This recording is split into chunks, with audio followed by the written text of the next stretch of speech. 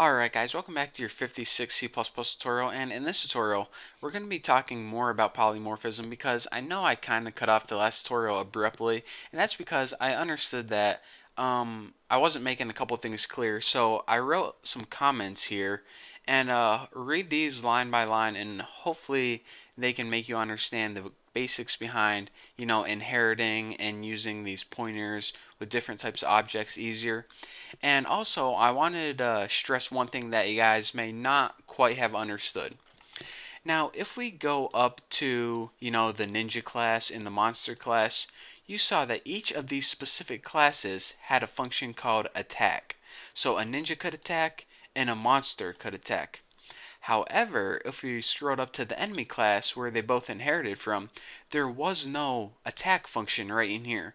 So that is why we had to switch back to using the ninja and the monster attack after we set the attack power. So that's why the enemy object, see, let me go ahead and, like, if enemy object was to try to attack, you would get an error message because an enemy object can't attack because this enemy class has no attack. Only these specific classes do. You see what I'm saying? So that's why we could use the enemy object to set the attack power, because every class inherited this set attack power, but we couldn't use those enemy objects to attack because only these specific classes can attack.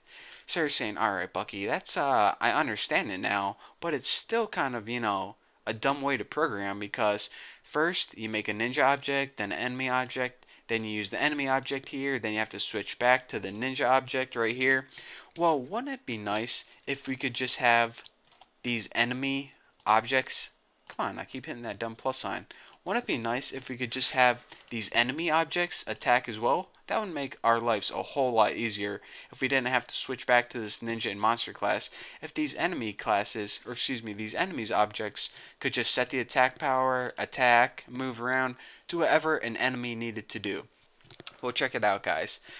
That is the core concept behind polymorphism, and it's going to make your programming life a whole lot easier. So let me go ahead, and I'm going to go ahead and delete all this crap right here, and I'm going to clean out all my classes. So I just have a blank monster class, a blank ninja class, and a blank enemy class.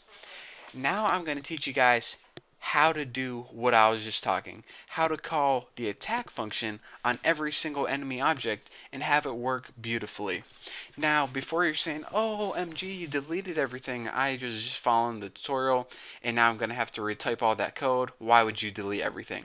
Well, I deleted everything because the code for this is actually a whole lot easier than what we've been doing before. So before, I wanted to stress you guys, how you inherit, and indeed you can, use different addresses with different pointers. And once you understood the last tutorial, come to this tutorial and look how easy I'm going to make this for you guys. So we want every enemy object to be able to attack. So let's go ahead and make a public function, and we're going to name this void attack. So now every enemy has the ability to attack. So now what we want to do is, before we start coding the rest of the stuff, we already know that whenever we build a specific class like ninja and monster, that they're going to have their own specific attack functions. A ninja is going to be like karate chop, and a monster is going to be like roar, I'm coming out from under your bed. Well, we already know that each of these classes is going to pretty much overwrite this attack function. So what we want to do is we want to make this function virtual. Whenever you make a function virtual, it means that you're going to be using it polymorphically, and that way, whenever later on we're using like enemy 1 attack, enemy 2 attack, it knows that it's supposed to look in the specific class for that function instead of using this function right here. So now when we go ahead and, public, make our attack function using void attack, and we'll just, whoa, easy backslashes.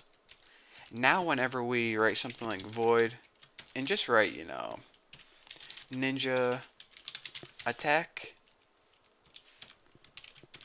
end line, and let me just go ahead and code this real quick. Copy this, paste it right there, and the monster attack can be like monster attack, So now, whenever we go ahead and use, well, I might as well just code the rest of this program, because, instead of telling you what I'm going to code, might as well just shut up and code it. So we have a ninja object, and we have a monster object.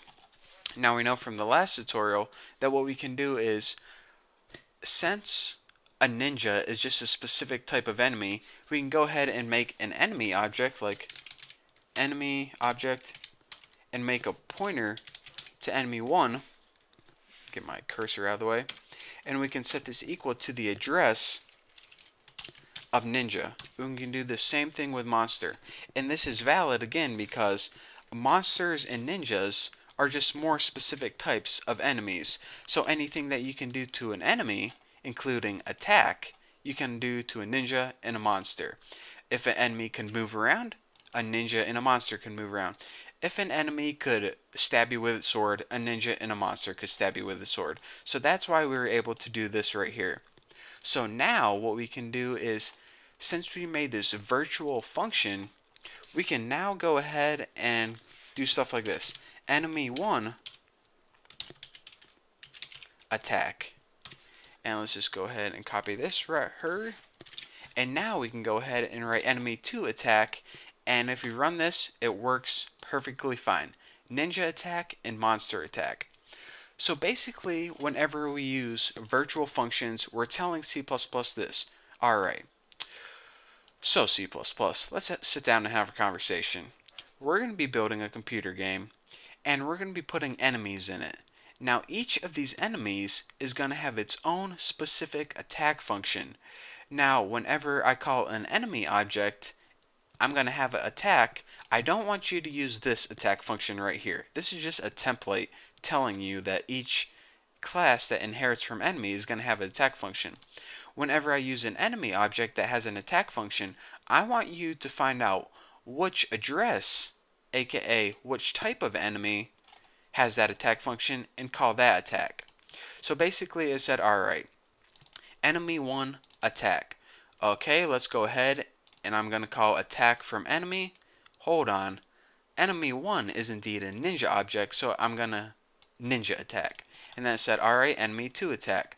Well, I know that enemy 2 is an enemy object, so I'm going to go ahead and call attack. But hold on. This is a virtual function, so I'm going to go ahead and see, oh, that is a monster object, so I'm going to go ahead and monster attack you. So virtual functions are basically template functions, and any class that inherits virtual members, whether it's variable or a function or anything virtual, is a polymorphic class because, well, not because, that is the idea behind polymorphism, that you can call this same function. I mean, check it out. We're using an enemy object and we're calling the same attack function, but it has different results. So that is the beauty behind polymorphism, that you can use the same function and produce different results. So hopefully I didn't confuse you guys too much. I think this tutorial is a lot more clear than the other one. That's, what polymorphism is. That, well, first of all, in order to have polymorphism, you need this virtual stuff right here. And also, the idea behind polymorphism is that you can have different functions from the same type.